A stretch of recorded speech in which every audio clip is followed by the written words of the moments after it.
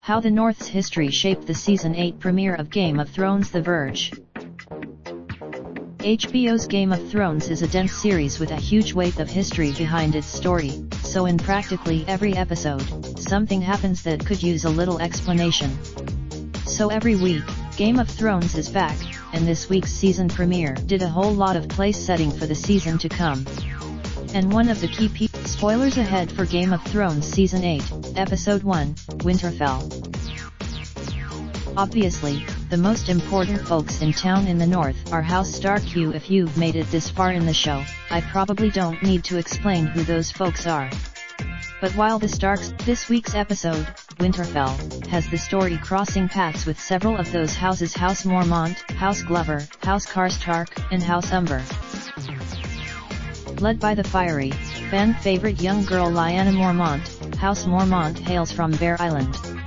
It isn't one of the Winterfell sees the relationship between Jon and Lyanna strained, though Jon has abandoned his crown as king to serve Daenerys Targaryen, and Lyanna calls him out on it. But it seems the same can't be said of House Glover, though. The house has had that said, Lord Glover eventually came around following the Battle of the Bastards, with the declaration, "I did not fight beside you on the field, and I will regret that until my dying dia." There will be more fights to come.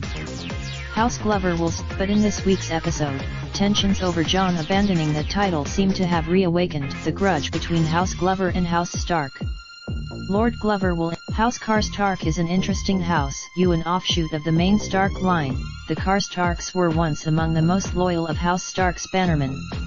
But during the War of in Season 6, when Roose Bolton makes his bid for the North, Harold Karstark, son of the executed Ricard, supports Roose's cause due to his anger at House Stark for killing his father. Harold and the rest. After Harold's death, Alyce Karstark, his daughter, and Rickard's granddaughter, is made head of House Karstark. Alyce swears House Umber's story is similar to that of House Karstark. The Umbers are some of House Stark's most loyal followers, with the now dead head of the house, Great Jon Umber, being the first to declare Robb Stark as the new king in the north, all the way back in Season 1 of the series. After Great Jon's death in the War of the Five Kings, his son, Smalljon Umber, becomes head of House Umber. Smalljon betrayed during the Battle of the Bastards, though. Smalljon was killed by Tormund Giant Spain, which put House Umber in the hands of his young son, Ned Umber. Ned, like in Winterfell, Ned Umber is working to bring his forces from the Last Hearth, the seat of House Umber, and the northernmost castle in the north, to Winterfell to join Jon Snow's forces. But while returning, Command Line delivers daily updates from the near future.